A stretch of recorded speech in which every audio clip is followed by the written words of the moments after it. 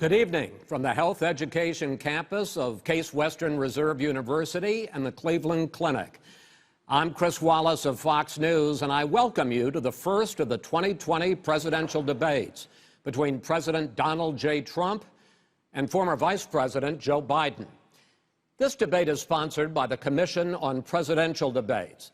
The Commission has designed the format, 6 roughly 15-minute segments, with 2-minute answers from each candidate to the first question, then open discussion for the rest of each segment. Both campaigns have agreed to these rules. For the record, I decided the topics and the questions in each topic. I can assure you, none of the questions has been shared with the Commission or the two candidates. This debate is being conducted under health and safety protocols designed by the Cleveland Clinic, which is serving as the health security advisor to the Commission for all 4 debates. As a precaution, both campaigns have agreed the candidates will not shake hands at the beginning of tonight's debate. The audience here in the hall has promised to remain silent. No cheers, no boos or other interruptions, so we, and more importantly you, can focus on what the candidates have to say. No noise except right now, as we welcome the Republican nominee, President Trump, and the Democratic nominee, Vice President Biden.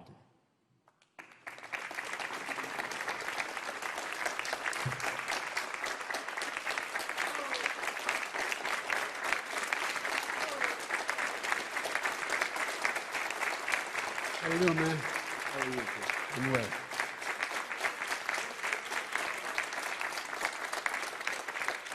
Gentlemen, a lot of people have been waiting for this night, so let's get going. Our first subject is the Supreme Court. President Trump, you nominated Amy Coney Barrett over the weekend to succeed the late Ruth Bader Ginsburg on the court. You say the Constitution is clear about your obligation and the Senate's to consider a nominee to the court.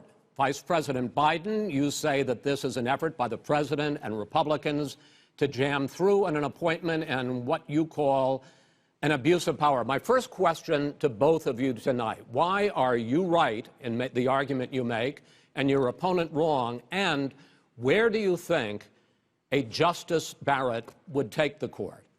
President Trump, in this first segment, you go first. 2 minutes. Thank you very much, Chris. I will tell you very simply, we won the election. Elections have consequences.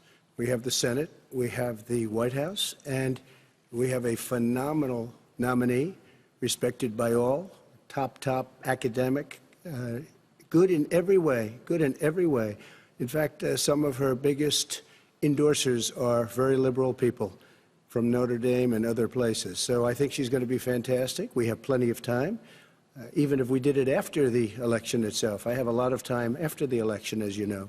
So I think that she will be outstanding. She's going to be as good as anybody that has served on that court. We really feel that. We have a professor at Notre Dame, highly respected by all, said she's the single greatest student he's ever had. He's been a professor for a long time at a great school. And we won the election, and therefore we have the right to choose her. And very few people knowingly would say otherwise. And by the way, the Democrats, they wouldn't even think about not doing it. If they had, the only difference is they'd try and do it faster. There's no way they would give it up. They had Merrick Garland, but the problem is they didn't have the election, so they were stopped. And probably that would happen in reverse also. Definitely would happen in reverse. So we won the election, and we have the right to do it, Chris. President Trump, thank you. Same question to you, Vice President Biden. You have 2 minutes. Well, first of all, thank you for doing this, and looking forward to this, Mr. President. Thank you, Joe. The American people have a right to have a say in who the Supreme Court nominee is. And that say occurs when they vote for United States senators and when they vote for the President of the United States. They're not going to get that chance now because we're in the middle of an election already. The election has already started. Tens of thousands of people have already voted. And so the thing that should happen is we should wait. We should wait and see what the outcome of this election is, because that's the only way the American people get to express their view is by who they elect as president and who they elect as vice president. Now, what's at stake here is the president's made it clear he wants to get rid of the Affordable Care Act. He's been running on that. He ran on that, and he's been governing on that.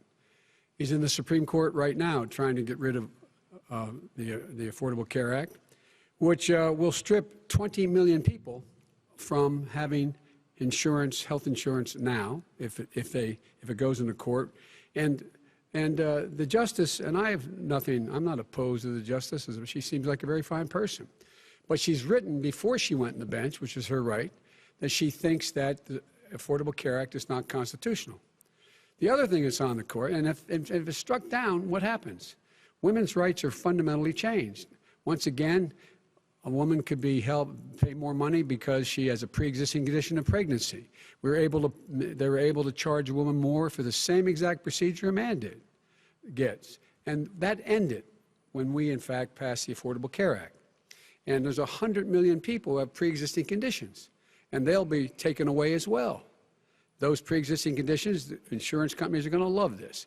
And so it's just not appropriate to do this before this election. If he wins the election and the Senate is Democrat or Republican, then he goes forward. If not, we should wait until February. All right. There aren't 100 million people with pre-existing conditions. As far as a say is concerned, the people already had their say. Okay, Justice Ginsburg said very powerfully, very strongly, at some point, 10 years ago or so, she said a president and the Senate is elected for a period of time, but a president's elected for 4 years. We're not elected for 3 years. I'm not elected for 3 years. So we have the Senate, we have a president. He's elected to the next during election. that period of time, we have an opening. I'm not elected for 3 years. I'm elected for 4 years. And the 100 million people, Joe, the 100 million people is totally wrong. I don't know where you got that number. The bigger problem that you have is that you're going to extinguish 180 million people with their private health care that they're very happy with. That's simply not true. Well, you're certainly going to socialist. You're going to socialist medicine. We're now into, gentlemen, we're now into open discussion. Open discussion. Open discussion. Yes, I agree. Go ahead, Vice President. Number one, he knows that what I proposed.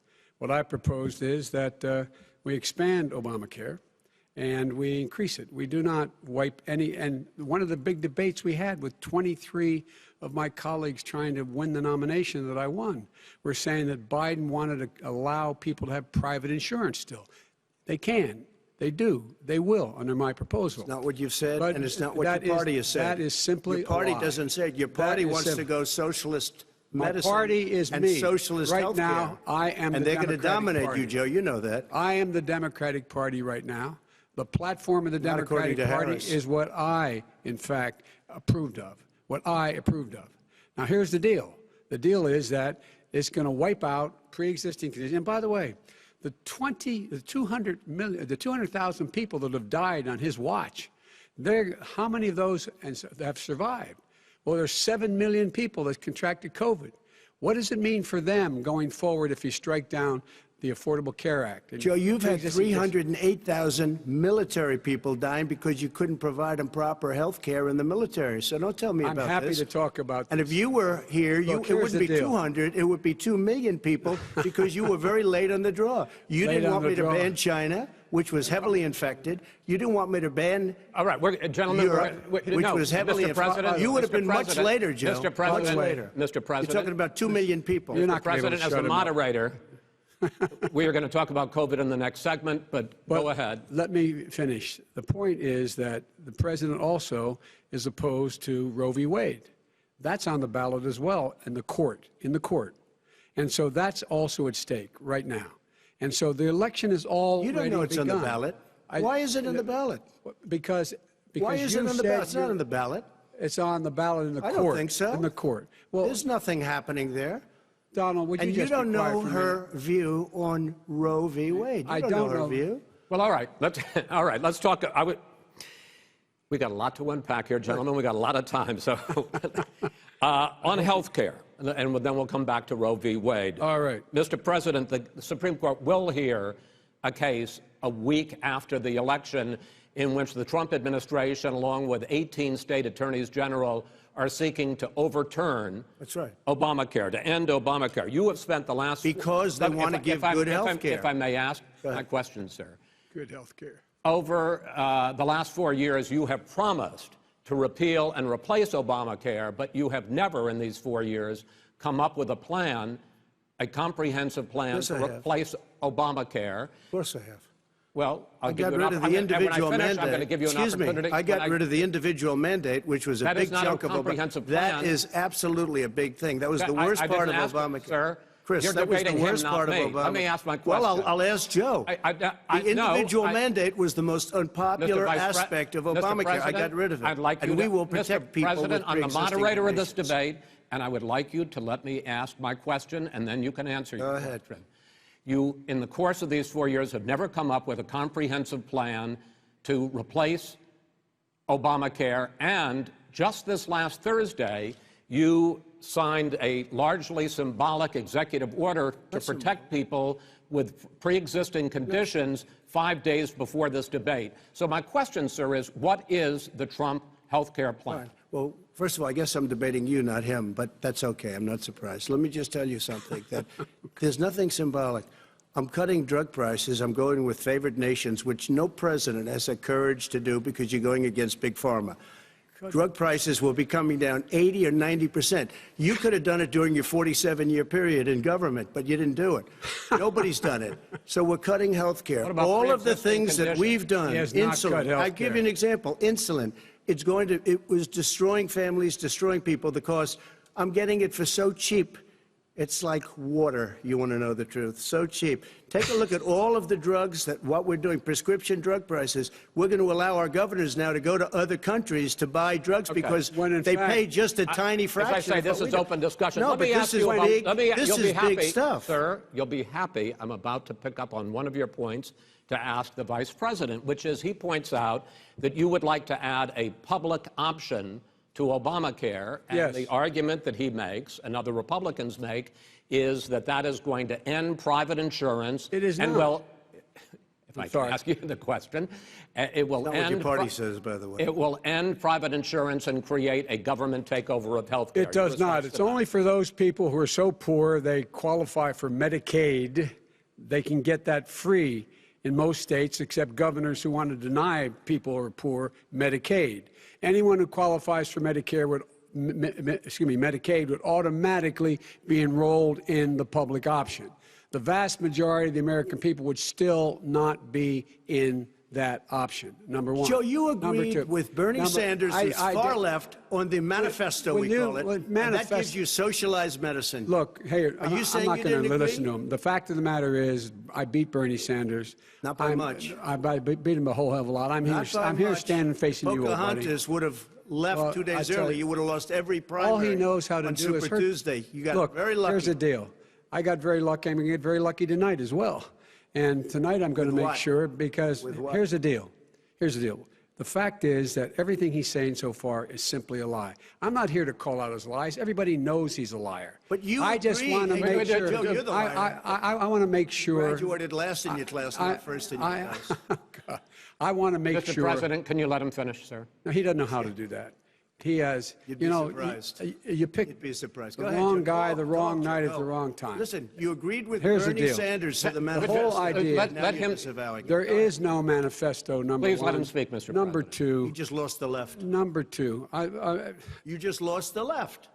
You agreed with Bernie Sanders on a plan Folks, that's absolutely folks, agreed do you have to, any and under that idea plan, what you have this clown's socialized, doing? They call it Mr. Do you Medicare. have any do? Socialized medicine. Mr. Well, President. I'll tell you what. He is not for any help for people needing health care. Because he, in fact, already has cost 10 million people their health care that they had from their employers because of his recession. Number one. Number two, there are 20 million people getting health care through Obamacare now that he wants to take it away. He won't ever look you in the eye and say that's what he wants to do. Take it away. No, I want to give them better health care at a much lower price because and by Obamacare the way, he doesn't know how. good. He doesn't know how I've to do already that. Fixed it. He has never offered a plan. Fixed it to an extent. He has never done a as single you might thing. know, but probably don't. Gentlemen, you realize if you're both speaking at the same time, and it's too expensive. Let the president. Go ahead, sir. Obamacare is no good. We made it better, and I had a choice to make very early on. We took away the individual mandate. We guarantee pre-existing conditions, but took away the individual mandate. Listen, this is the way it is. And that destroyed They shouldn't even call it Obamacare. Then I had a choice to make. Do I let my people run it really well or badly? Yeah. If I run it badly, they'll probably blame him, but they'll blame me. But more importantly, I want to help people, okay? I said, you got to run it so well. And I just had a meeting with them. They said, the problem is no matter how well you run Obamacare, it's a disaster. It's too expensive, premiums are too high, and it doesn't work. So we do want to get rid of it. Chris, we want to get rid of it. I understand it, sir, but I have to give you roughly equal time. Good. Please let the Vice President talk. Good. He has no plan for health care. Of course we do. He sends out wishful thinking. He has executive orders that have no power. He hasn't lowered drug costs for anybody. He's been promising a health care plan since he got elected. He has none, like almost everything else he talks about. He does not have a plan. He doesn't have a plan. And the fact is, this man doesn't know what he's talking about. All right. I have one final question for you, sure. Mr. Vice President. If Senate Republicans, we were talking originally about the Supreme Court here, if Senate Republicans go ahead and confirm Justice Barrett, there has been talk about ending the filibuster or even packing the court, adding to the 9 justices there. You call this a distraction by the president, but in fact it wasn't brought up by the president. It was brought up by some of your Democratic colleagues in the Congress. So my question to you is, you have refused in the past to talk about it. Are you willing to tell the American people tonight whether or not you will support either ending the filibuster or packing the court? Whatever position I take on that, that'll become the issue. The issue is the American people should speak. You should go out and vote. You're in voting now. Vote and let your senators know how strongly you feel. Vote now. Are you going to pack the Make court? sure you, in fact, let people know you're a senator. I'm not going to answer the question. Why because, wouldn't you answer that because question? the question is, will you shut up, man? Listen, who is on your list, Joe? Who's on your list? Right. Gentlemen, I think this we've is ended so this. He's going to pack the court. He's not going to give a list. We have ended this segment. We're going to move on to the second segment. That was really a productive segment, wasn't it? Keep yapping, man. The people understand, Joe. They sure 47 years you've done nothing. They understand. All right. The second subject is COVID-19, which is an awfully serious subject, so let's try to be serious about it. We have had more than 7 million cases of coronavirus in the United States, and more than 200,000 people have died. Even after we produce a vaccine, experts say that it could be months or even years before we come back to anything approaching normal. My question for both of you is, based on what you have said and done so far, and what you have said you would do starting in 2021, why should the American people trust you more than your opponent to deal with this public health crisis going forward? In this case, the question goes to you first, sir. 2 minutes uninterrupted. Good luck. 200,000 dead. As you said, over 7 million infected in the United States. We, in fact, have 4% of the world's population, 20% of the deaths. 40,000 people a day are contracting COVID. In addition to that, about between 750 and 1,000 people a day are dying. When he was presented with that number, he said, it is what it is. Well, it is what it is because you are who you are. That's why it is. The president has no plan. He hasn't laid out anything. He knew all the way back in February how serious this crisis was. He knew it was a deadly disease. What did he do? He's on tape as acknowledging he knew it. He said he didn't tell us or give people a warning of it because he didn't want to panic the American people. You don't panic. He panicked. In addition to that, what did he do? He went in and we were insisting that the Chinese, the people we had on the ground in China should be able to go to Wuhan and determine for themselves how dangerous this was. He did not even ask Xi to do that. He told us what a great job Xi was doing. He said we owe him a debt of gratitude for being so transparent with us. And what did he do then? He then did nothing. He waited and waited and waited. He still doesn't have a plan. Wrong. I laid out Sir, back in March exactly so what we wrong. should be doing. And I laid out again in July what we should be doing.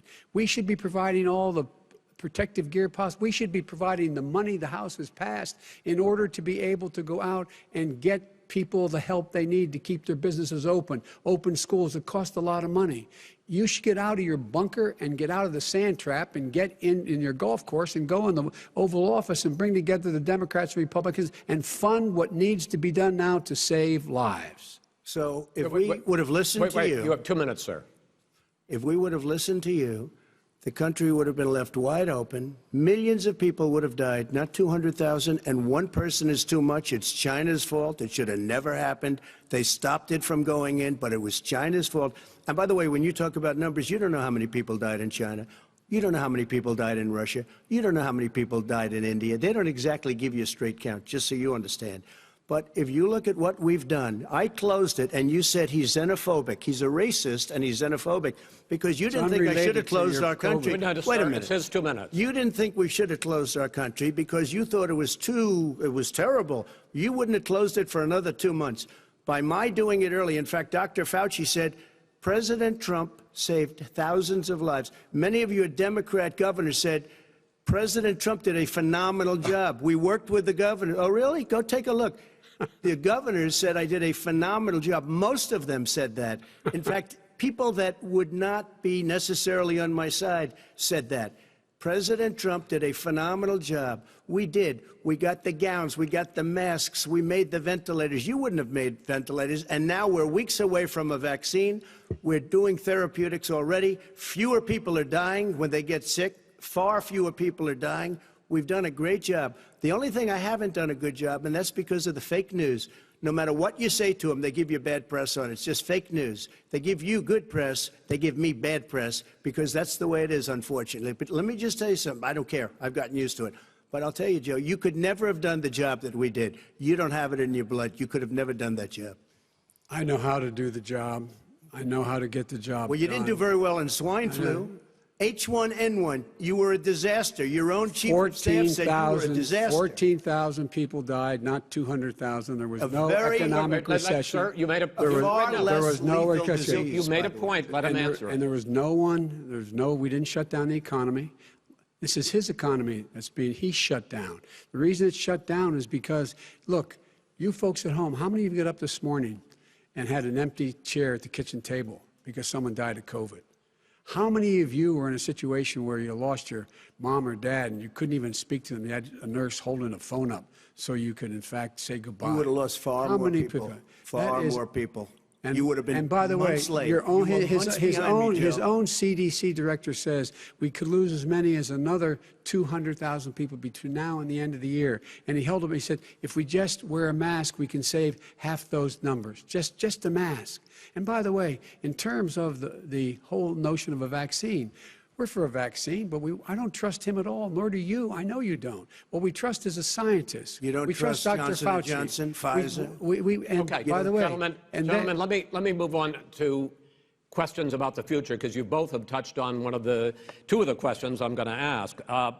Focusing on the future first, President Trump, you have repeatedly either contradicted or been at odds with some of your government's own top scientists. The week before last, the head of the Centers for Disease Control, Dr. Redfield, said it would be summer before the vaccine would become generally available to the public. You said that he was confused and mistaken. Those were your two words. Yeah. But Dr. Slaoui, the head of your Operation Warp Speed, has said exactly the same thing. Are they both wrong? Well, I've spoken to the companies, and we can have it a lot sooner. It's a very political thing because people like this would rather make it political than save lives. God. It is a very political thing. I've spoken to Pfizer. I've spoken to all of the people that you have to speak to. We have great Moderna, Johnson & Johnson, and others.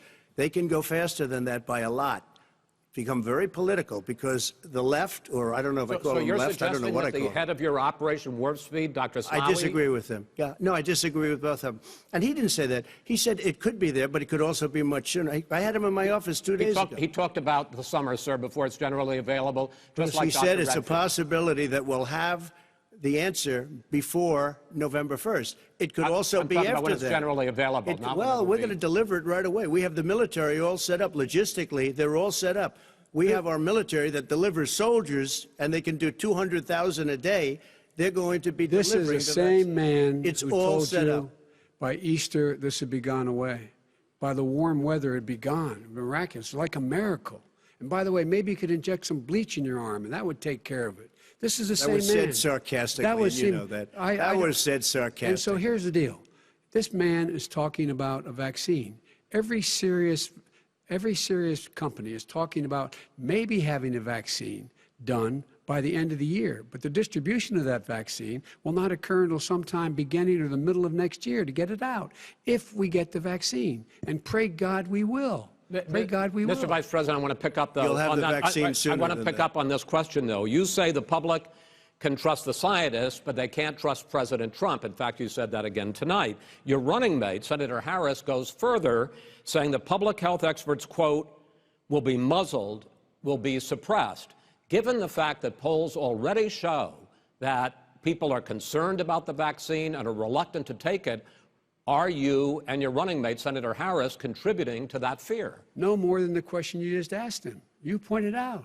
He puts pressure and disagrees with his own scientists. But you're saying Everybody you can't, knows. Senator Harris is saying you can't trust the scientists. No, you can trust the scientists. She didn't say that. You can't trust She said the public health experts, quote, will be muzzled, will be suppressed. Well, that's what he's going to try to do. But there's millions of scientists, there's thousands of scientists out there, like here at this great hospital, that don't work for him. Their job doesn't depend on him. That's not, they're the people, and by the way. I spoke to the scientists that are in charge. By the way. They will have the vaccine very soon. Let him finish. Do you believe for a moment what he's telling you in light of all the lies he's told you about the whole issue relating to COVID? He still hasn't even acknowledged that he knew this was happening, knew how dangerous it was going to be back in February, and he didn't even tell you. He's on record as saying it. He panicked or he just looked at the stock market, one of the two, because guess what? A lot of people died, and a lot more are going to die unless he gets a lot smarter, a lot quicker. So, Mr. President? Did you use the word smart? So you said you went to Delaware State, but you forgot the name of your college. You didn't go to Delaware State. You graduated either the lowest or almost the lowest in your class. Don't ever use the word smart with me. Don't ever use that word. Oh, give me a break. Because you know what? There's nothing smart about you, Joe. 47 years, you've done nothing. Let's have this debate. And if you would have had, let me just tell you something, Joe. No, if you would have had the charge of what I was put through, I had to close the greatest economy in the history of our country. And by the way, now it's being built again. See, and it's We're going to going get up to the fast. economy in the next segment, sir. Okay.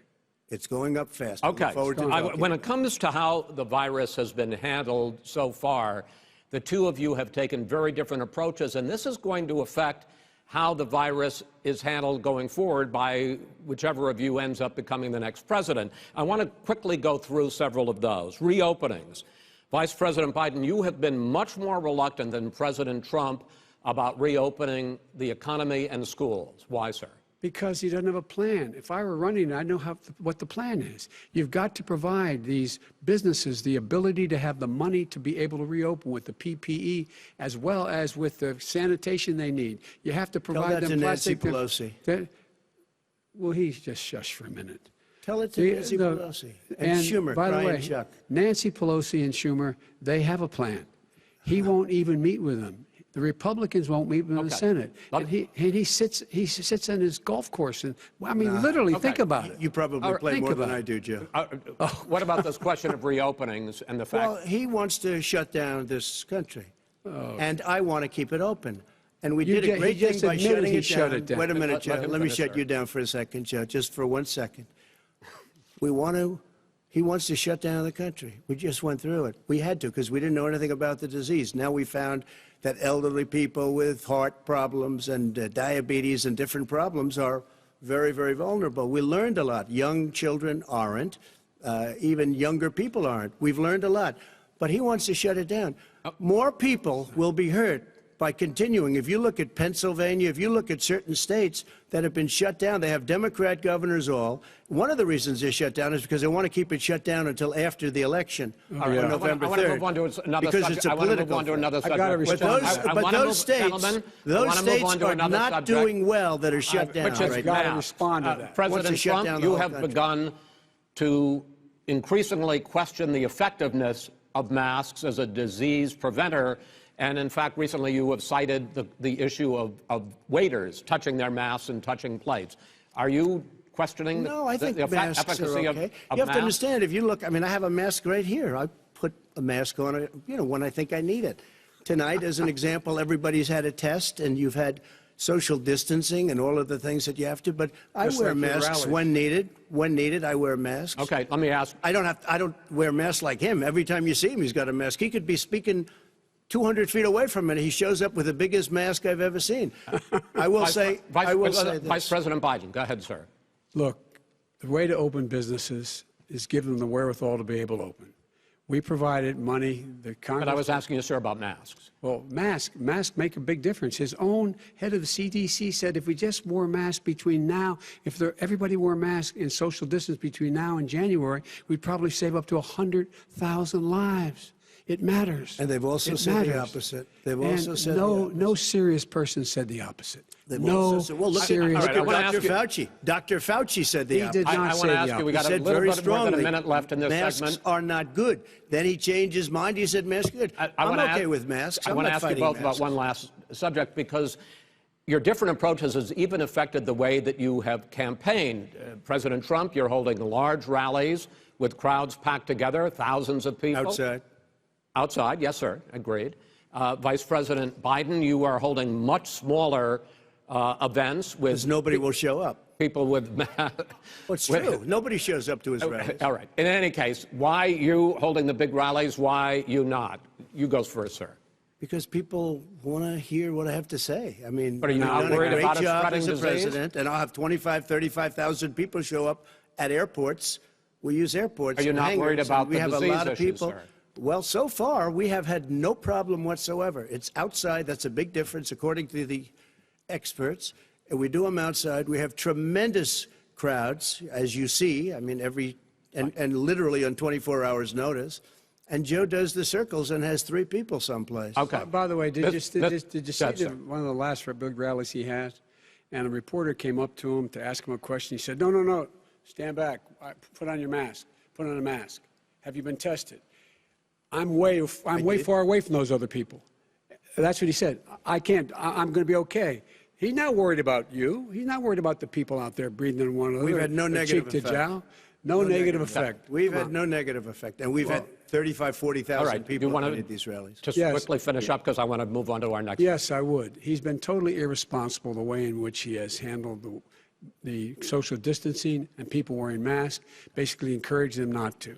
All right. He's a fool on this. If you could get the crowds, you would have done the same thing. But you can't. Nobody cares. Gentlemen, can we move on to the economy? Yes. The economy is, I think it's fair to say, recovering faster than expected from the shutdown. Much faster. In the second quarter, the unemployment rate fell to 8.4% last month. The Federal Reserve says the hit to growth, which is going to be there, is not going to be nearly as big as they had expected. President Trump, you say we are in a V-shaped recovery. Vice President Biden, you say it's more of a K-shape. What difference does that mean to the American people in terms of the economy? President Trump, in this segment, you go first. So we built the greatest economy in history. We closed it down because of the China plague. When the plague came in, we closed it down, which was very hard psychologically to do. He didn't think we should close it down, and he was wrong. And again, 2 million people would be dead now. Instead of still 204,000 people is too much. 1 person is too much. Should have never happened from China. But what happened is we closed it down, and now we're reopening, and we're doing record business. We had 10.4 million people in a 4-month period that we've put back into the workforce. That's a record the likes of which nobody's ever seen before. And he wants to close down he will shut it down again. He will destroy this country. You know, a lot of people, between drugs and alcohol and depression, when you start shutting it down, you take a look at what's happening at some of your Democrat-run states where they have these tough shutdowns. And I'm telling you, it's because they don't want to open it. One of them came out last week. You saw that. Oh, we're going to open up on November 9th. Why November 9th? Because it's after the election. They think they're hurting us by keeping them closed. They're hurting people. People know what to do. They can social distance. They can wash their hands. They can wear masks. They can do whatever they want. But they got to open these states up. When you look at North Carolina, when you look, and these governors are under siege, Pennsylvania, Michigan, and a couple of others. You got to open these states up. It's not fair. You're talking about almost it's like being in prison. And you look at what's going on with divorce, look at what's going on with alcoholism and drugs. It's a very, very sad thing. And he'll close down the whole country. This guy will close down the whole country and destroy our country. Our country is coming back incredibly well, setting records as it does it. We don't need somebody to come in and say, let's shut it down. All right. Your 2 minutes, sir. We're now moved to you. As I said, posing the question, the president says it's a V-shaped recovery. You say it's a K-shaped recovery. What's the difference? The difference is millionaires and billionaires like him in the middle of the COVID crisis have done very well.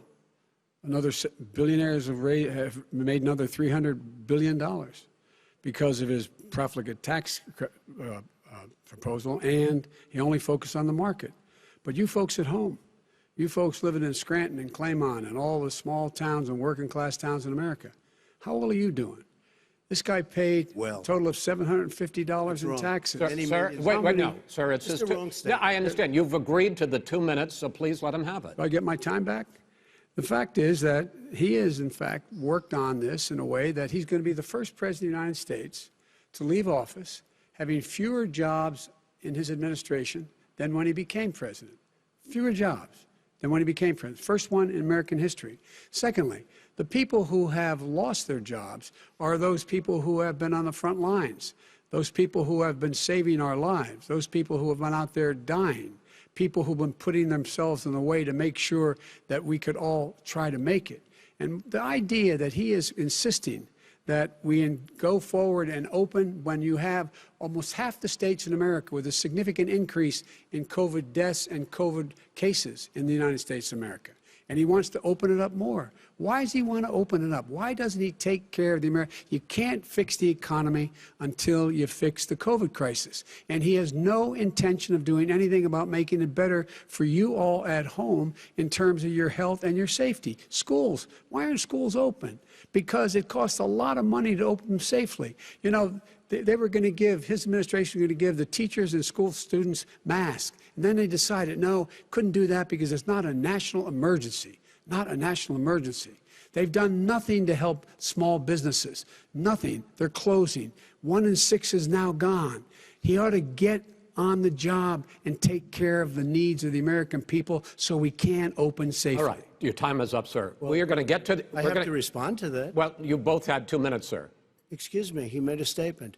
So did you. People want their schools, people want their schools open. They don't want to be shut down. They don't want their state shut down. They want their restaurants. I look at New York. It's so sad what's happening in New York. It's almost like a ghost town. And I'm not sure it can ever recover what they've done in New York.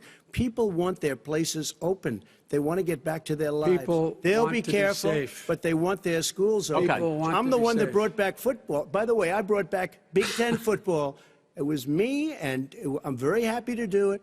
And all right, people of Ohio are very proud of me. And you know how I found out? When he took gentlemen, the we're phony going to ad. get to your economic plans going forward in a moment. But first, Mr. President, as you well know, there's a new report that in 2016, the year you were elected president, and 2017, your first year as president, that you paid $750 a year in federal income tax each of those years. I know that you pay a lot of other taxes, but I'm asking you the specific question. Is it true that you paid $750 in federal income taxes each of those 2 years? I paid millions of dollars in taxes, millions of dollars of income tax.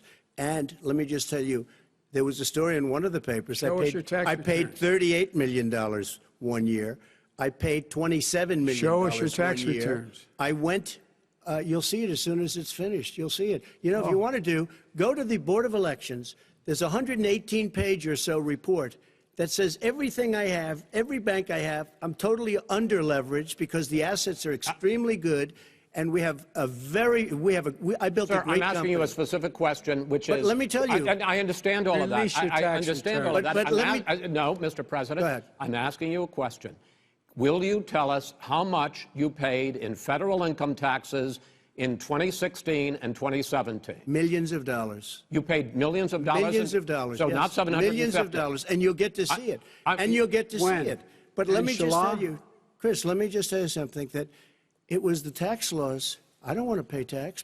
Before I came here, I was a private developer. I was a private business people. Like every other private person, unless they're stupid, they go through the laws, and that's what it is. He passed a tax bill that gave us all these privileges for depreciation and for tax credits. We build a building and we get tax credits like the hotel on Pennsylvania Avenue. You get a massive, which, by the way, was given to me by the Obama administration, if you can believe that.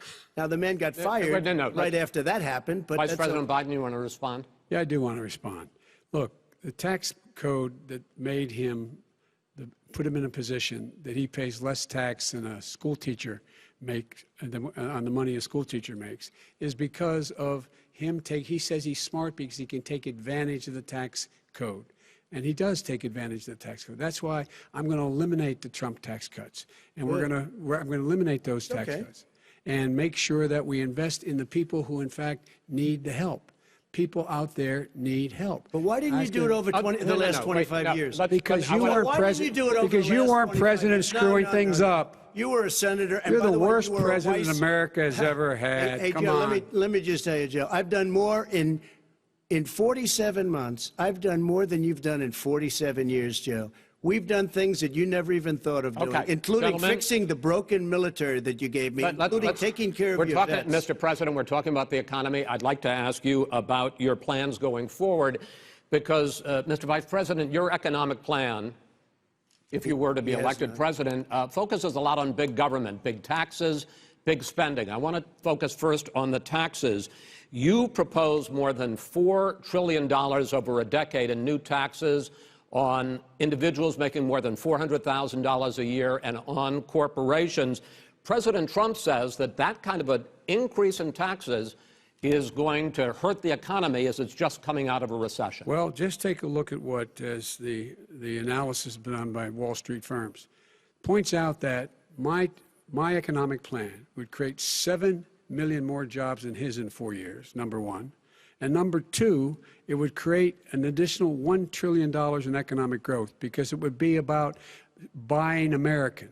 That we're going to make this federal government spend $600 billion a year on everything from ships to steel to buildings and the like.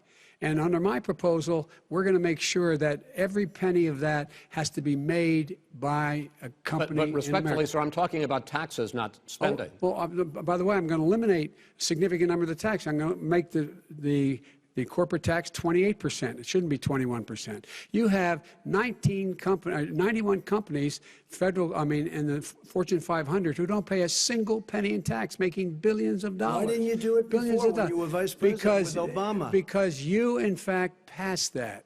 That was your tax proposal. I got it done. And you know what happened? Yeah, you got it done. Our economy boomed like it's never boomed. The economy is busted. Let me finish. Mr. President, let me pick up on that. You would continue your free market approach, lower taxes, more deregulation, correct? Not lower taxes for the American people. Excuse me. But in Obama's, you talk about the economy booming, it turns out that in Obama's final 3 years as president, more jobs were created, 1.5 million more jobs than in the first 3 years of your presidency. They had the slowest recovery since economic recovery since 1929. It was the slowest recovery. Also, they took over something that was down here. All you had to do is turn on the lights and you pick up a lot.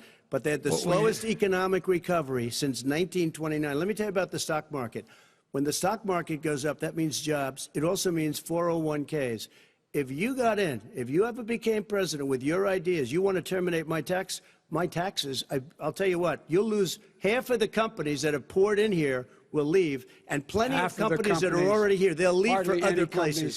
They will leave, and you will have a depression, the likes of which you've never seen. Look, we inherited the worst recession short of a depression in American history. I was asked to bring it back. We were able to have an economic recovery that created the jobs you're talking about. We handed him a booming economy. He blew it. It wasn't booming. Blew it. He blew it. It wasn't booming. It was the weakest recovery since 1929. Is it fair to say he blew it when fact, when there was record low unemployment before COVID? Yeah, but because what he did, even before COVID, manufacturing went in the hole. Manufacturing went in a hole. Excuse number me, one. Chris. Wait. Number two. Chris. Number three. They said it would take. No, you were number two. No. Chris. They said it would This take a guy is miracle to bring back manufacturing. I brought back 700,000 jobs. They brought back nothing. They gave up on manufacturing. We Part did of not my agree. standard fare. I'm the guy that He brought totally back gave the up on automobile manufacturing. All right, let him. We brought back, I was asked to bring back Chrysler and General Motors. We brought them back right here in the state of Ohio and Michigan. He blew it. They're gone. He blew it. And in fact, they're going. Ohio had the best year it's ever had last year. Michigan had the best year they've ever had. That is not Many true. car companies came in from Germany, from Japan, went to Michigan, went to Ohio. They're not having And they didn't come in with you. Mr. Vice President, go ahead. And so you take a look at what he's actually done. He's done very little. His trade deals are the same way. He talks about these great trade deals. You know, he talks about the art of the deal. China's perfected the art of the steal. We have a higher deficit with China now than we did before. We have the highest trade deficit China with ate Mexico. your lunch, down All right, gentlemen, 18%. China ate your lunch, Joe. And no wonder your son goes in and he takes out billions of dollars, to manage. He makes millions of dollars. And also, Simply while we're not at it, true. why is it, just out of curiosity, the mayor of Moscow's wife gave your son $3.5 million. What did he do to deserve it? What did he do with Burisma to deserve $183,000? You've asked your question, let him answer. None of that is true. Oh, really? He didn't get No, $3.5 million? Mr. President, totally- Mr. President, please. Totally ask the question. discredited. Totally discredited. And by the way, Well, wait, he didn't get No, no. $3.5 million, Joe? Mr. Vice He got Mr. $3.5 million. President, it is not true. Oh, really? Mr. Oh. President, But, it's an open discussion, please. Now, It's a fact. Well, It you is have not a raised an fact. issue. Let the It's been Vice totally President answer. discredited. Did There was a Burisma pay him report. $183,000 a month with no experience in energy? Mr. Look, President, no job. My son did nothing wrong at Burisma. I think he and did. Mr. the only President, guy that let did him something- answer. He doesn't want to let me answer because he knows I have the truth. His position has been totally, thoroughly discredited. who? And The media? By everybody. Well, by the By the media, media, by our because they refuse to allies, by talk the about it World because they're Bank, embarrassed. by everyone has discredited. Matter of fact, even Mr. the people President, who please stop. testified under oth. So let me under ask you oath, this, under- Joe. under No, oath. go ahead, Mr. I'm listening to Even you. the people under, He got $3.5 million from testified, Moscow. He testified under oath in his administration, said, I did my job and I did it very well. Oh, I really? did it I'd like to honorably. know who they are. Well, I'll give you the list I'll of the fire people who them. testified. No, go ahead, sir. Sure, you've already fired most of them because they did a good job. Some people don't well, do a good here's job. With you, Go they ahead. say- Wait a minute. You get the final word, Mr. Well, it's hard to get any word in with this clown. Excuse me, this. Hey, this let me just person. tell you, No. I'm Mr. President. I'm $3.5 Mr. million, President. Joe. That is simply Why did not he true. deserve $3.5 million It from did- Moscow? Look, here's the deal. We want to talk about families and ethics. I don't want to do that. I mean, his family we could talk about all night. His family's My already... family, No, let him go. my family already lost wrote a fortune by coming down and helping Go us ahead. with Go ahead, government. sir. And that's such a... they're right that's here. Mr. That's President. such Every a great... single one of them lost This a is not fortune about President. my coming and family or helping his us family. with It's government. about your family, They the didn't American collect people. $3.5 million He for doesn't... nothing. That's not true. It doesn't want to talk about what you need, you, the American people. It's about you. That's what we're talking about you here. should All right, Not that's the end of the Shouldn't have segment. taken the money. We're moving on. He didn't take them. Well, Vice it's a very- President, but Chris, no, can I it's- be honest? It's a very important Try to be question. honest. No, He I stood get up. No, he stood up, the answer to and the he question is no. threatened Ukraine. No, sir. With $1 billion, if you That don't get rid is of the you know what, you're- absolutely wait, not stop. You're on true. tape doing it. You're going to Not have true. Gentlemen, Is- I hate to raise Chris, my voice, he's but on it seems tape. to be, why should I be different than the two of you? So here's the That's a deal. good point. We have 6 segments. We have ended that segment. We're going to go to the next segment. In that segment, you each are going to have 2 uninterrupted moments. In those 2 uninterrupted minutes, Mr. President, you can say anything you want. I'm going to ask a question about race, but if you want to answer about something else, go ahead. But I think that the country would be better served if we allowed both people to speak with fewer interruptions. I'm appealing to you, sir, to do that. Well, and him too. Well, frankly, you've been doing more interrupting Well, that's than all he right, has. but he does plenty. Well, less than, sir, less there's than, plenty. no, less than you have. Let's please continue on. The issue of race. Vice President Biden, you say that President Trump's response to the violence in Charlottesville 3 years ago, when he talked about very fine people on both sides, was what directly led you to launch this run for president. Oh, yeah, sure. President Trump, you have often said that you believe you have done more for black Americans than any president, with the possible exception of Abraham Lincoln. My question for the two of you is, why should voters trust you rather than your opponent to deal with the race issues facing this country over the next 4 years? Vice President Biden, you go first. It's about equity and equality. It's about decency. It's about the Constitution. And we have never walked away from trying to require equity for everyone, equality for the whole of America. But we've never accomplished it. But we've never walked away from it like he has done. It is true. The reason I got in the race is when those people, close your eyes, remember what those people look like coming out of the fields carrying torches, their veins bulging, just spewing anti-Semitic bile, and accompanied by the Ku Klux Klan. A young woman got killed. And they asked the president what he thought. He said there were very fine people on both sides. No president has ever said anything like that. It is who's now, sir. Second point I'd make to you is that when Floyd was killed, when Mr. Floyd was killed, there was a peaceful protest in front of the White House. What did he do? He came out of his bunker, had the military use tear gas on him so he could walk across to a church and hold up a Bible.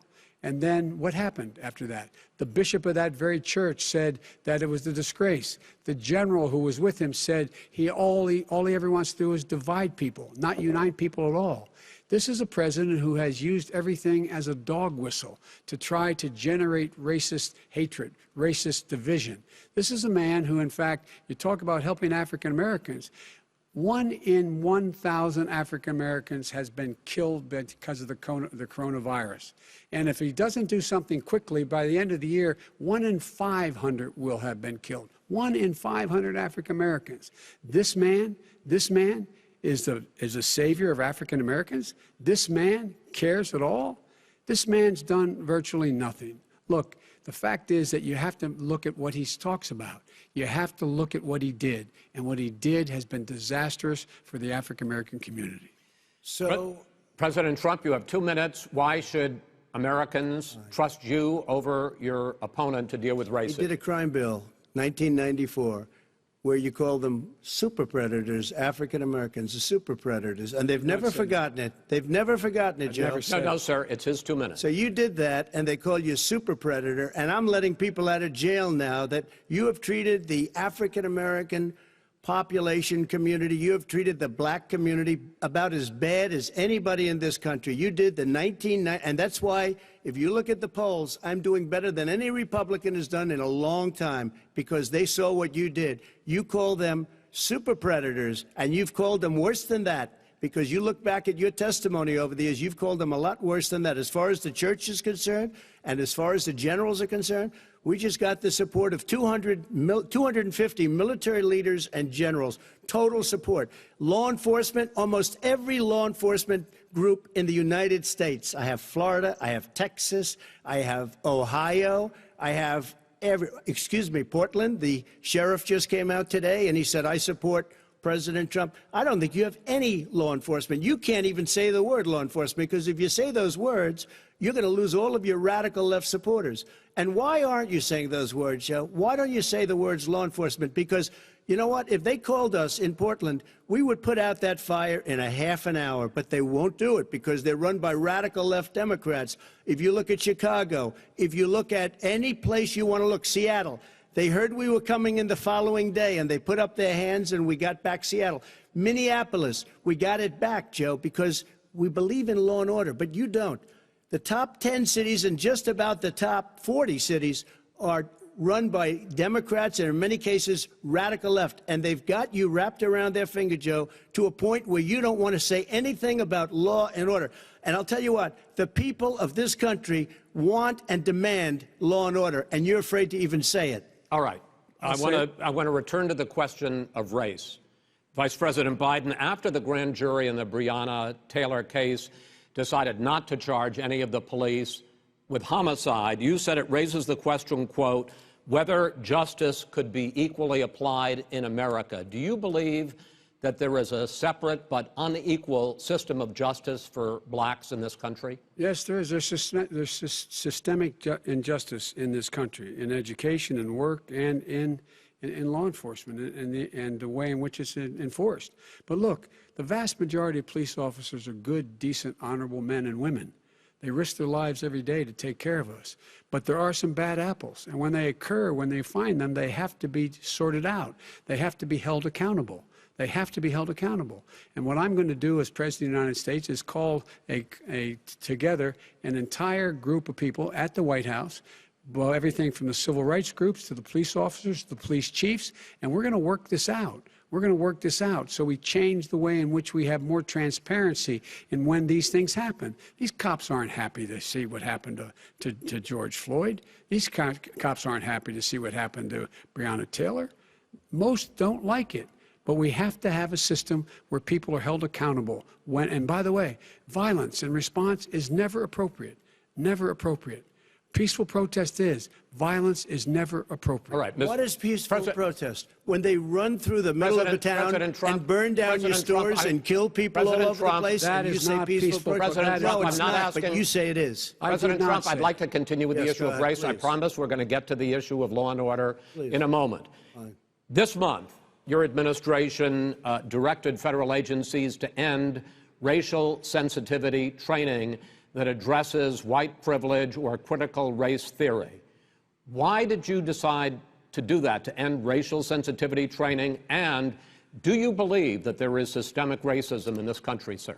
I ended it because it's racist. I ended it because a lot of people were complaining that they were asked to do things that were absolutely insane, that it was a radical revolution that was taking place in our military, in our schools, all over the place, and you know it, and so does everybody else. Radical, and he would know. What is radical totally about racial sensitivity training, sir? If you were a certain person, you had no status in life. It was sort of a reversal. And if you look at the people, we were paying people hundreds of thousands of dollars to teach very bad ideas and, frankly, very sick ideas.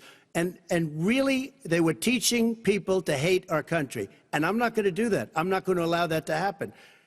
We have to go back to the core values of this country. They were teaching people that our country is a horrible place, it's a racist place, and they were teaching people to hate our country. And I'm not going to allow that to happen. Vice President Biden? Nobody's doing that. He's the racist. You just don't know. Here's the deal. I know a lot more about this than he does. Let him finish. The fact is that there is racial insensitivity. People have to be made aware of what other people feel like, what insults them, what is demeaning to them. It's important that people know they don't want to. Many people don't want to hurt other people's feelings, but it makes a big difference. It makes a gigantic difference in the way a child is able to grow up and have a sense of self-esteem. It's a little bit like how this guy and his friends look down on so many people. They look down their nose on people like Irish Catholics like me and grew up in Scranton. They look down on people who don't have money. They look down on people who are of a different faith. They look down on people who are a different color. In fact, we're all Americans. The only way we're going to bring this country together is bring everybody together. There's nothing we cannot do if we do it together. We can take this on and we can defeat racism in America. President Trump, sir. During the Obama-Biden administration, there was tremendous division. There was hatred. You look at Ferguson, you go to many places. Look at Oakland. Look what happened in Oakland. Look what happened in Baltimore. Look what happened. Frankly, it was more violent than what I'm even seeing now. Oh, my but Lord. The reason is that ridiculous. the Democrats that run these cities don't want to talk like you about law and order. Violent and you crime, still haven't mentioned. violent Are you crime. in favor of law and order? I'm in favor of law. You follow it. Are you in favor of law and order? Go yes, ahead, I'm say in it. favor. You asked a question, let him finish. Law and order. Law and order. Let him answer. Law and order with justice, where people get treated fairly. Okay. And the fact of the matter is, violent crime went down 15% in our administration. All right. It's gone up on his watch. Went down much more in ours. All right, we're now. Mr. President, you're going to. Mr. President, every record in the book. Mr. President, you're going to be very happy because we're now going to talk about law and order. Places we had trouble were Democratic-run cities. That's exactly my question. There has been a dramatic increase in homicides in America this summer, particularly, and you often blame that on Democratic mayors and Democratic governors, but in fact there have been equivalent spikes in Republican-led cities like Tulsa and Fort Worth. So the question is this really a party issue? I think it's a party issue. You can bring in a couple of examples, but if you look at Chicago, what's going on in Chicago, where 53 people were shot and 8 died, shot.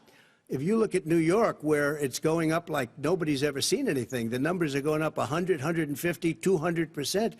Crime. It is crazy what's going on. And he doesn't want to say law and order because he can't, because he'll lose his radical left supporters. And once he does that, it's over with. But if he ever got to run this country and they ran it the way he would want to run it, we would have, our suburbs would be gone. By the way, our suburbs would be gone, and you would see problems like you've never seen. He would know a suburb unless he took a wrong turn. Oh, I know suburbs. He would not. So much Go ahead. Wait a minute. I was raised in the suburbs. This is not 1950. All these dog whistles and racism don't work anymore. Suburbs are by and large integrated. There's many people today driving their kids to soccer practice and or to black and white and Hispanic in the same car as there have been any time in the past. What really is a threat to the suburbs and their safety is his failure to deal with COVID. They're dying in the suburbs. His failure to deal with the environment. They're being flooded. They're being burned out because his refusal to do anything. That's why the suburbs are in trouble. I do want to talk about this issue of law and order, though. And in the joint recommendation that came from the Biden-Bernie Sanders task force, you talked about, quote, reimagining policing. Yeah. First of all, what does reimagining policing mean, and do you support? It means. Let me, if I might finish the question. What does reimagining policing mean, and do you support the Black Lives Matter call for community control of policing? Look, what I support is the police having the opportunity to deal with the problems they face. And I'm totally opposed to defunding the police officers. As a matter of fact, local police, the only one defunding it, his budget calls for a $400 million cut in local law enforcement assistance. They need more assistance. They need, when they show up for a 9/11 call, to have someone with them as a psychologist or psychiatrist to keep them from having to use force and be able to talk people down. We have to have community policing like we had before, where the officers get to know the people in the communities. That's when crime went down. It didn't go up, it went down. And so we have to be engaged. That's not what they're talking about, Chris. That's not what they're talking about. He's talking about defunding the police. That is not true. He doesn't have any law support. Look, he has no law enforcement That's not support. true. Almost nothing. Look. Oh, really? Who do you have? Name one group that supports you. Name one group that came out and supported you. Go ahead. Look, think. We have time. We don't have time to do anything. Think about it. Name one law enforcement group that came out and supported you. Gentlemen, I think I'm going to take back the moderator's role, and I want to get to another subject, which is the issue of protests in many cities that have turned violent. In Portland, Oregon, especially, we had more than 100 straight days of protests, which I think you would agree. You talk about peaceful protests. Many of those turned into riots. Mr. Vice President, you say that people who commit crimes should be held accountable. The question I have, though, is, as the Democratic nominee, and earlier tonight you said that you are the Democratic Party right now, have you ever called the Democratic mayor of Portland or the Democratic governor of Oregon and said, hey, you got to stop this, bring in the National Guard, do whatever it takes, but you stop the days and months of violence in Portland? I don't hold public office now. I am a former vice president. I've made it clear. I've made it clear in my public statements that the violence should be prosecuted. It should be prosecuted, and anyone who commits it. But you've never called for the people, the leader. Excuse me, sir. You have never called for the leaders in Portland and in Oregon to bring in the National Guard and knock off 100 days of riots. They can, in fact, take care of it if he just stay out of the way. Look here. Oh, really? Oh, really? Here's the thing. I sent in the U.S. Marshals to get the killer of the young man in the middle of the street. They shot him, and for 3 days, President Trump, Portland wouldn't do anything. I had to send in the U.S. Marshals. They took care of business. Go ahead, sir. And by the way, you know, his own former spokesperson said, you know, riots and chaos and violence help his cause. That's what this is all about. I don't know who said that. I do. Who? I think Kellyanne Conway. I don't think she said that. She said that. And so here's the all right. But here's the point. Go ahead. The point is that That's what he is, keeps trying to rile everything up. He doesn't want to calm things down. Instead of going in and talking to people and saying, let's get everybody together, figure out how to deal with this. What's he do? He just pours gasoline in the fire constantly, and every single solitary time. And to end this, button up this segment, I'm going to give you a minute to answer, sir. You have repeatedly criticized. I have to answer his statement. No, you have his repeatedly. Statement. Wait, you have just 1 second. No, you've been talking back made and a forth. Statement. I'm asking you. I would love to end it. Sir, I would love to end it. You know, if you want to switch seats. We could very quickly. We could do that, but I'd send in the National Guard, it would be over. There'd be no problem. Okay. But they don't want to accept the National Guard. You have repeatedly criticized the Vice President for not specifically calling out Antifa and other left-wing extremist groups. But are you willing tonight to condemn white supremacists and militia groups and to say that they need to stand down and not add to the violence in a number of these cities, as we saw in Kenosha and as we've seen in Portland? Sure, are you I'm prepared willing to do specifically that, but do it? Well, go ahead, sir. I would say almost everything I see is from the left wing, not from the right wing. So what are you saying? I'm willing to do anything. I want to see peace. Then do it, sir. Say it. Do it. Say it. Do you want to call him? What do you want to call him? Give me a name. Give me a White name. supremacists and Who would white you like me to condemn? White supremacists and right Proud militia. Boys, stand back and stand by. But I'll tell you what. Somebody's got to do something about Antifa and the left, because this is not a right-wing problem. This is a left-wing. FBI director This is a left-wing problem. White supremacists. Antifa's an idea, not an organization. Oh, you got it. Not militia. That's what his FBI. His FBI director said. Well, then you know what? No, we're done, sir. We're moving on to the next. We're moving. When a bat hits you over the head, that's not an idea. Everybody in Antifa your is administration bad. tells you the truth has a bad idea. Can I tell you what? You have no ideas. Antifa is a dangerous, all right, radical gentlemen, group. we're now moving on to the Trump and you ought to be Biden careful records. with them. They'll overthrow you. When a president, I'm going to ask a question. When the president seeks a second term, it is generally a referendum on his record. But Vice President Biden, you like to quote one of your dad's sayings, which is, don't compare me to the Almighty, compare me to the alternative. And in this case, sir, you are the alternative. Looking at both of your records, I'm going to ask each of you, why should voters elect you president over your opponent? In this segment, President Trump, you go first, 2 minutes. Because there has never been an administration or president who has done more than I've done in a period of 3.5 years. And that's despite the impeachment hoax. And you saw what happened today with Hillary Clinton, where it was a whole big con job. But despite going through all of these things, where I had to fight both flanks and behind me and above, there has never been an administration that's done what I've done. The greatest, before COVID came in, the greatest economy in history, lowest unemployment numbers. Everything was good. Everything was going. And by the way, there was unity going to happen. People were calling me for the first time in years. They were calling, and they were saying, it's time maybe. And then what happened? We got hit, but now we're building it back up again. A rebuilding of the military, including Space Force and all of the other things.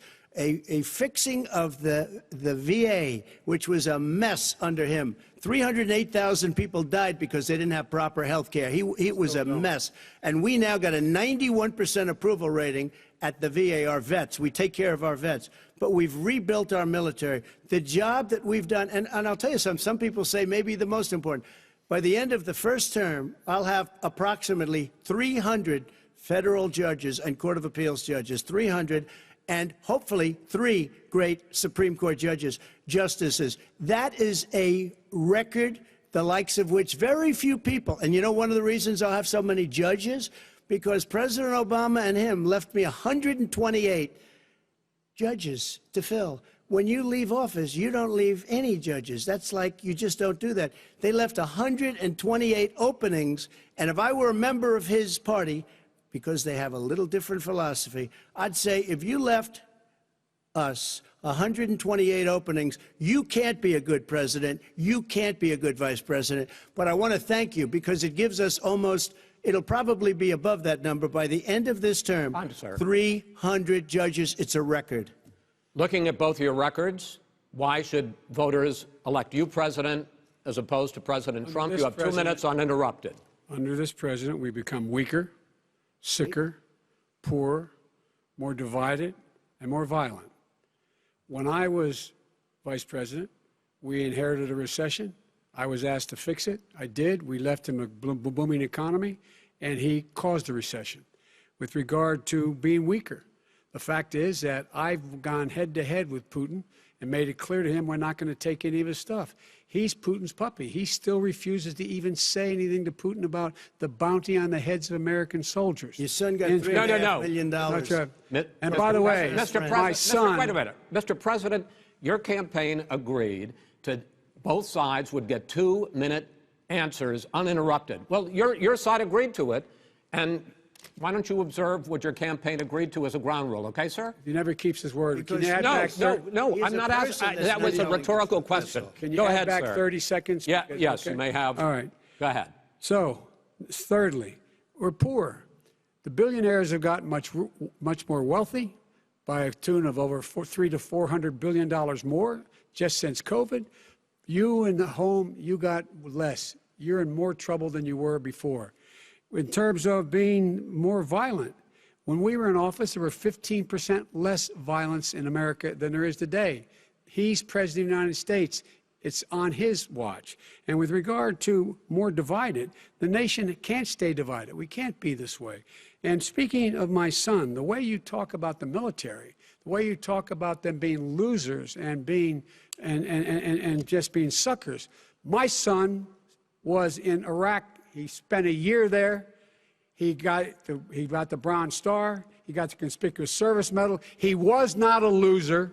He was a patriot, and the people left behind there were heroes. Really? And I resent. Are you talking like about hell. Hunter? Are you talking about Hunter? I'm talking about my son, Bo Biden. You're talking about. I don't know Bo. I know Hunter. Yeah, Hunter got thrown out of the military. He was thrown out, dishonorably discharged. That's not true. He For wasn't dishonorably. cocaine use. And he didn't have a job until you became vice president. And once you None became of that vice is president, true. he made a fortune in Ukraine, in China, in Moscow, That is simply and various not other places. true. He My made a son, fortune. my son, and he didn't have a job. My son, like a lot of people we know at home, had a drug problem. He's overtaken it. He's fixed it. He's worked on it, and I'm proud of him. But why was he proud of given my tens son. of millions All of right. But he dollars? wasn't given All right. tens of millions of He was dollars. given That tens is of totally, millions of that's dollars. been totally President Trump, discredited. we've already been Totally discredited. We've already been through this. I think the American people would rather hear about more substantial So do I. subjects. Well, you know, as the moderator, sir, I'm going to make a I know, but when judgment call somebody here. gets $3.5 million Okay, great. from the Let's mayor talk about- of Moscow, let's talk That is about- not I think true. it's a terrible That thing. report is totally Why did he get discredited. it? I Mitt think, Romney on that committee said it wasn't worth taxpayers' money, that report. It was written for political reasons. you know, I'd like to talk about climate change. So would I. Okay. The forest fires in the West are raging now. They have burned millions of acres. They have displaced hundreds of thousands of people. When state officials there blame the fires on climate change, Mr. President, you said, I don't think the science knows. Over your 4 years, you have pulled the U.S. out of the Paris Climate Accord. You have rolled back a number of Obama environmental records. What do you believe about the science of climate change? And what will you do in the next 4 years to confront it? I want crystal clean water and air. I want beautiful, clean air. We have now the lowest carbon. If you look at our numbers right now, we are doing phenomenally. But I haven't destroyed our businesses. Our businesses aren't put out of commission. If you look at the Paris Accord, it was a disaster from our standpoint. And people are actually very happy about what's going on because our businesses are doing well. As far as the fires are concerned, you need forest management in addition to everything else. The forest floors are loaded up with trees, dead trees that are years old, and they're like tinder, and leaves and everything else. You drop a cigarette in there, the whole forest burns down. You've got to have forest management. What do you You've got to have cuts. What do you believe about the science of climate change, sir? I believe that we have to do everything we can to have immaculate air, immaculate water, and do whatever else we can that's good. You know, we're planting 1 billion trees, the Billion Tree Project, and it's very exciting for a lot of people. That human pollution, greenhouse gas emissions contributes to the global warming of this I think planet? a lot of things do, but I think to an extent, yes. I think to an extent, yes. But I also think we have to do better management of our forests. Every year, I get the call, California's burning. California's burning. If that was cleaned, if that were if you had forest management, good forest management, you wouldn't be getting those calls. You know, in Europe, they have forest cities. They're called forest cities. They maintain their forests. They manage their forests. I was with the head of a major country. It's a forest city. He said, sir, we have trees that are far more, they ignite much easier than California. There shouldn't be that problem. I spoke with the governor about it. I'm getting along very well with the governor.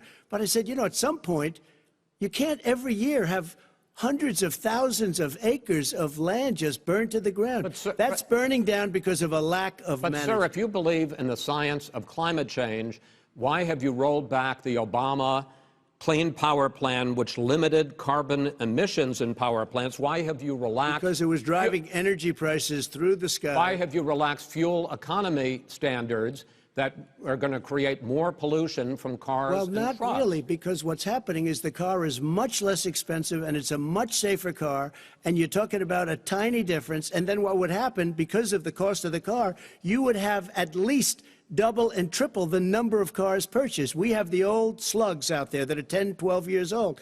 If you did that, the car would be safer. It would be much cheaper by $3,500. In the case of California, they've simply ignored No, but you would take a lot of cars rollback off the market because people would be able to afford a car. Now, and by the way, we're going to see how that turns out. But a lot of people agree with me, many people.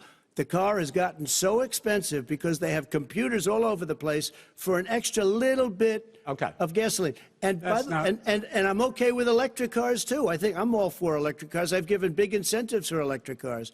But what they've done in California is just crazy. Right. Vice President Biden, I'd like you to respond to the president's climate change record, but I also want to ask you about a concern. You proposed $2 trillion in green jobs. You talk about new limits, not abolishing, but new limits on fracking, ending the use of fossil fuels to generate electricity by 2035, and zero net emission of greenhouse gases by 2050.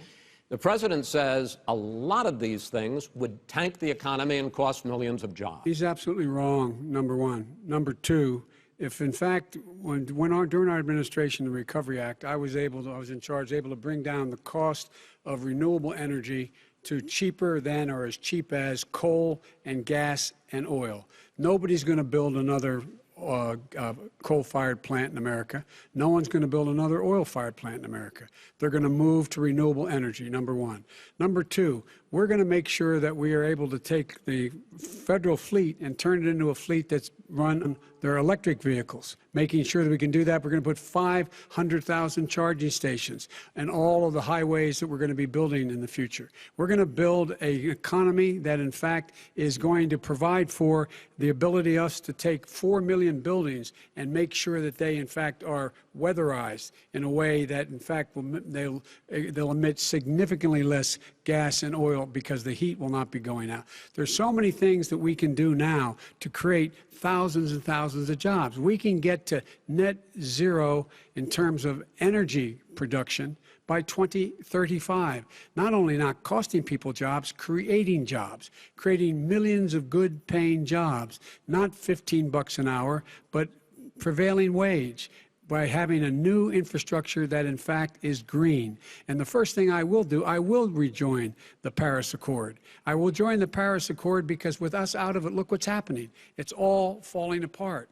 And talk about someone who has no relationship with foreign policy.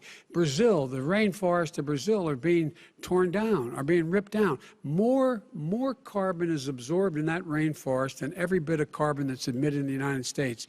Instead of doing something about that, I would be gathering up and making sure we had the countries of the world coming up with $20 billion and say, here's $20 billion. Stop tearing down the forest. And if you don't, then you're going to have significant economic consequences. What about the argument that President Trump basically says that you have to balance environmental interests and economic interests, and he's drawn his line? Well, he hadn't drawn a line. He still, for example, he wants to make sure that methane's not a problem. You can now emit more methane without it being a problem. Methane.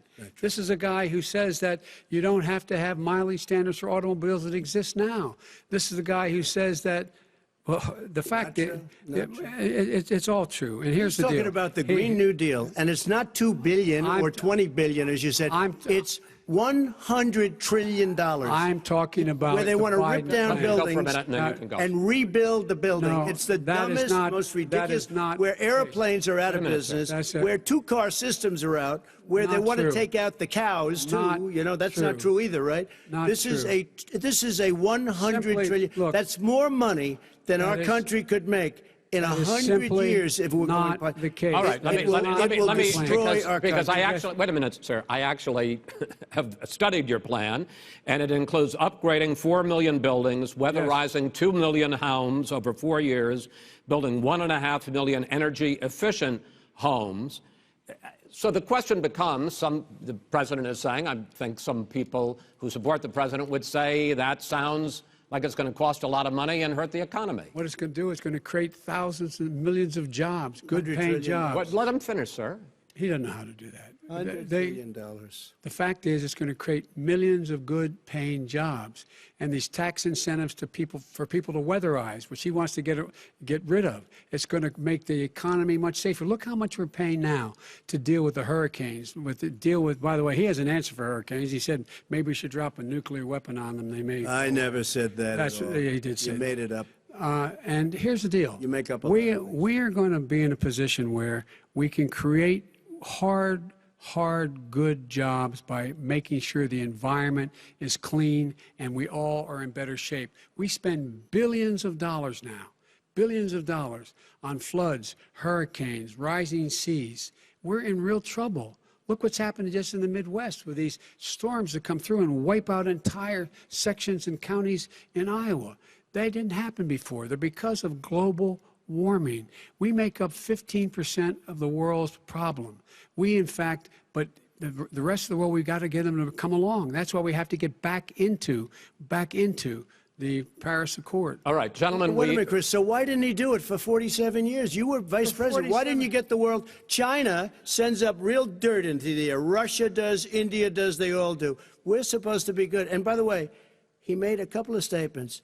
The Green New Deal is $100 trillion, that is not not $20 my billion. plan. That's the Green well, New you want to rebuild Deal every is building. Not my plan. You want to rebuild every. If he knew anything about, if he knew anything he made a about, statement about the military. He said I said something about the military. He and his friends made it up, and then they went with it. I never said it. Okay. That is what not he true. did Sir, is he you're done said in this segment. he called the military Mr. Vice President, stupid bastards. I he did said not it on say tape. He said stupid bastards. Please, he said it. Stop. I would never say that. Play to it. Play it. Go ahead. Mr. Vice President answered his final question. The final question is, I can't remember which of all his rantings. I'm having a little trouble myself, but and about the economy and about this question of what it's going to cost. The economy. I mean, the Green New Deal and the idea of what your environmental changes will do. The Green New Deal will pay for itself as we move forward. We're not going to build plants that, in fact, are great polluting plants. So do you support support the Green New Deal? Pardon me? Do you support No, I don't support the Green New Deal. Oh, you don't? Oh, well, that's a big statement. I support that means you just lost the radical left. I support the don't. Biden plan that I put forward. Okay. The Biden plan, which is different than what he calls the radical Green New Deal. All right, gentlemen, final segment, election integrity. As we meet tonight, millions of Americans are receiving mail-in ballots or going to vote early.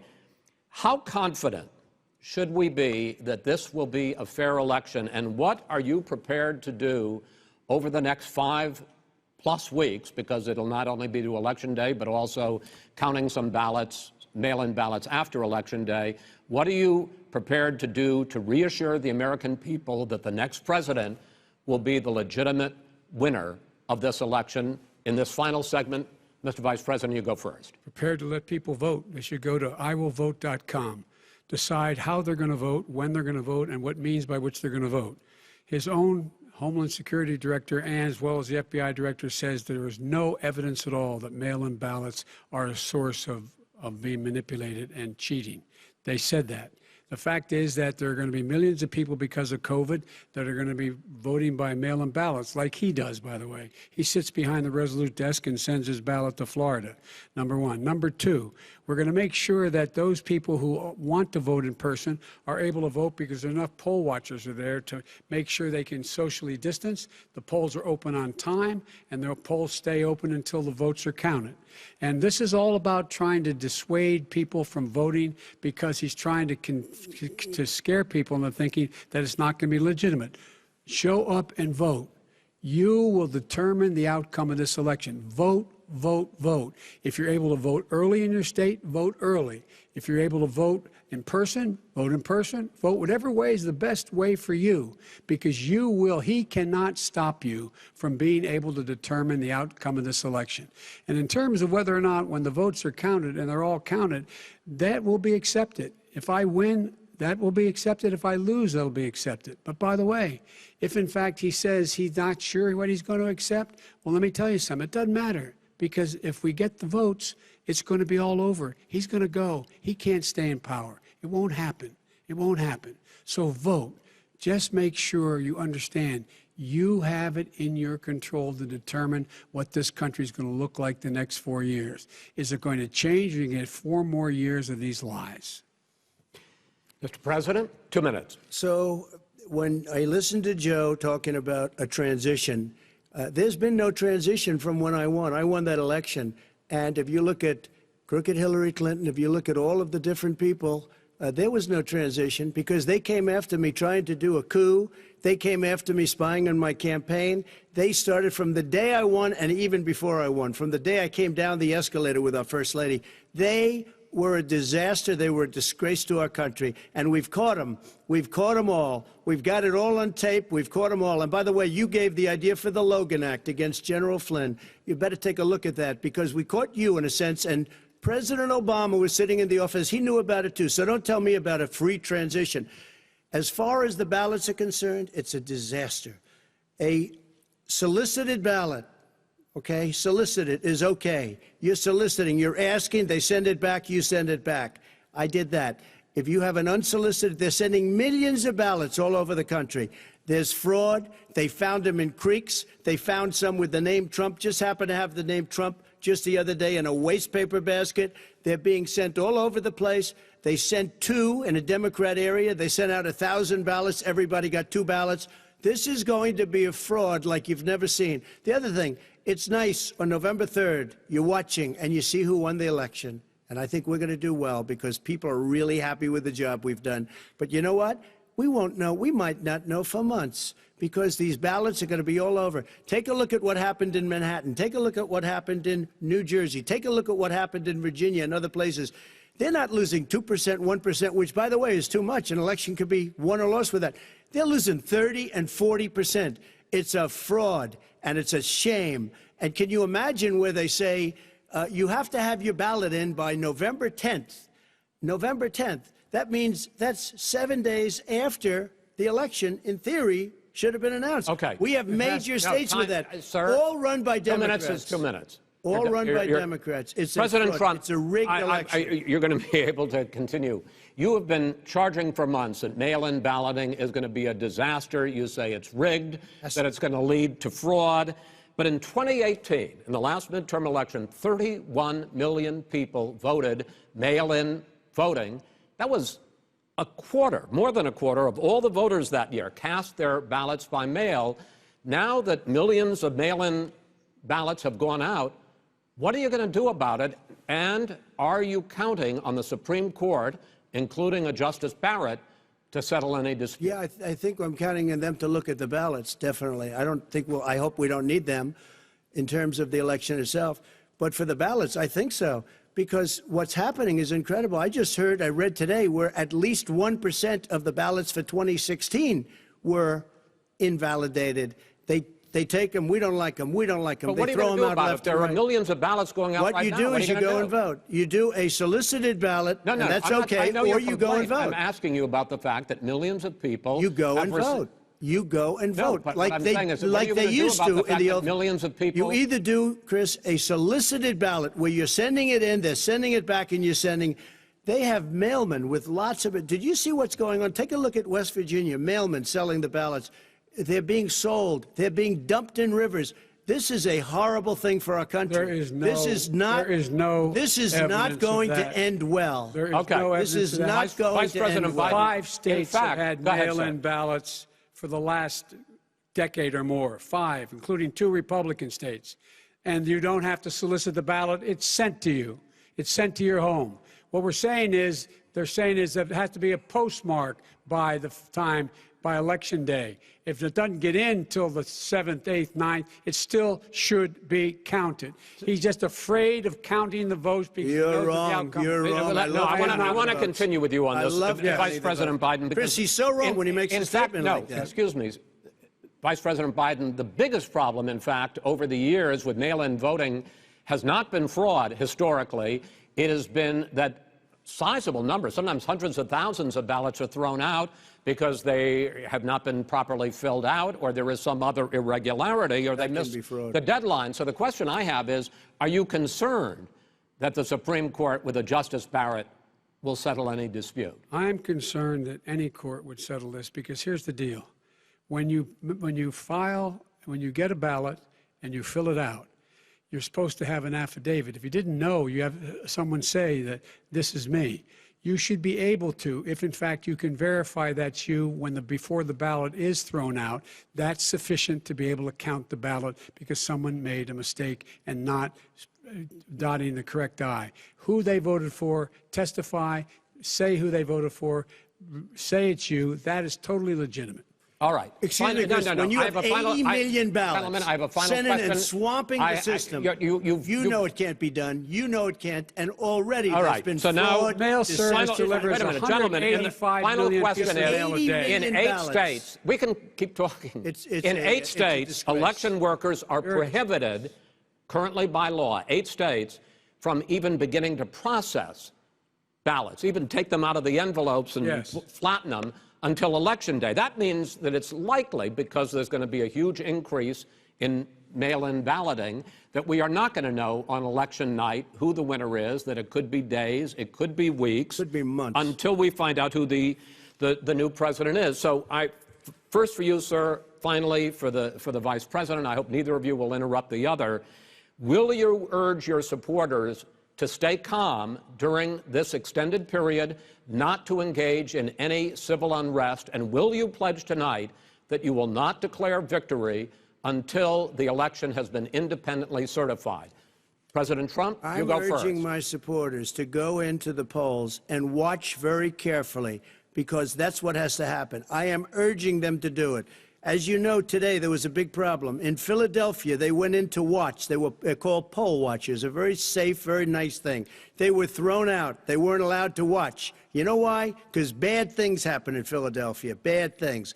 And I am urging my people. I hope it's going to be a fair election. If it's a fair election, I am 100% on board. But if I see tens of thousands of ballots being manipulated, I can't go along with that. And I'll tell you what, from a common sense, does that mean you're going to tell your people to take to the street? It means you have a fraudulent election.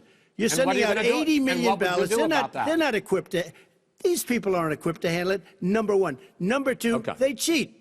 They cheat. Hey, they found ballots in a waste paper basket 3 days ago, and they all had the name military ballots. They were military. They all had the name Trump on them. Vice President you think Biden, that's good? Vice President Biden, final question for you. Will you urge your supporters to stay calm while the vote is counted, and will you pledge not to declare victory until the election is independently certified? Yes, and here's the deal. We count the ballots, as you pointed out. Some of these ballots in some states can't even be opened until Election Day.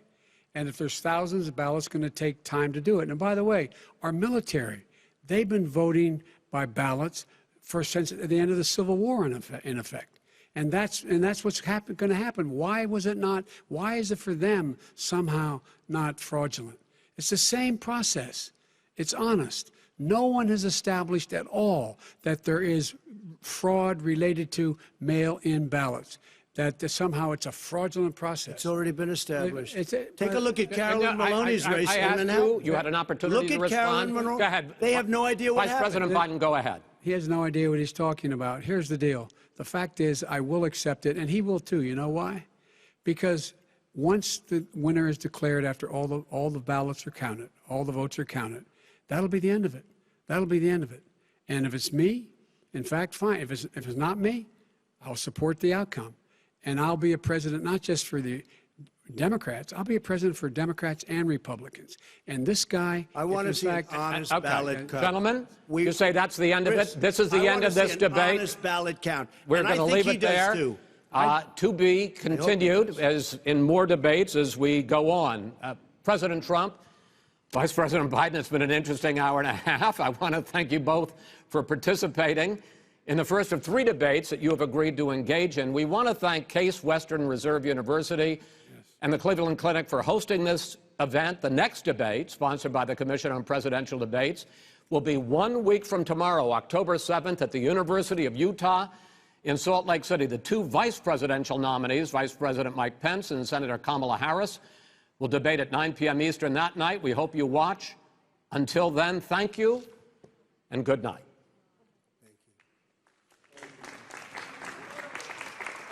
Thank you.